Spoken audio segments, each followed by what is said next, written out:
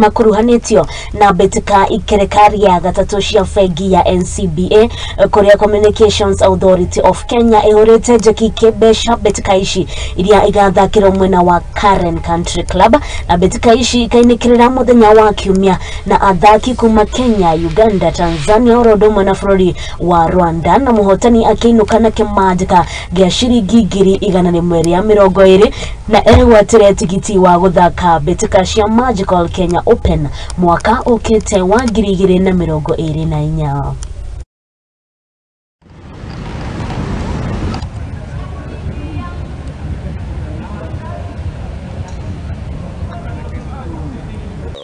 Hosting the Kenya Amateur Stroke Play Championship.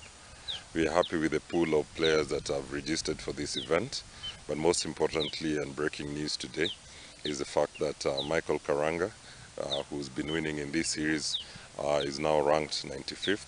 I think this is a very first time a Kenyan golf player has gotten that position, and so I'd like to start by congratulating Michael Karanga for that achievement. We also have players who've been playing in the Junior Stroke Play Championship during the week at Ncba Golf Club, and we are happy with the resilience that they have to participate in this event. Michael, we have Elvis Mwigwe and Mikael Kihara who are participating also in this event, so we are happy to see the youngsters participating in this. Overall, we have 3 countries that are visiting. We have Rwanda, we have Tanzania, and we have Uganda, and all these top players from those countries have come to battle out with the Kenyan players.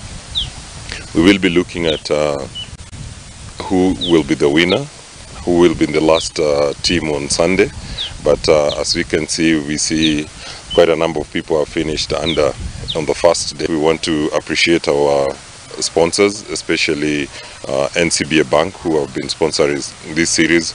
Without their support, without these tournaments that we are holding, we would not be able to have Michael Karanga get those points because of the number of events that we are playing.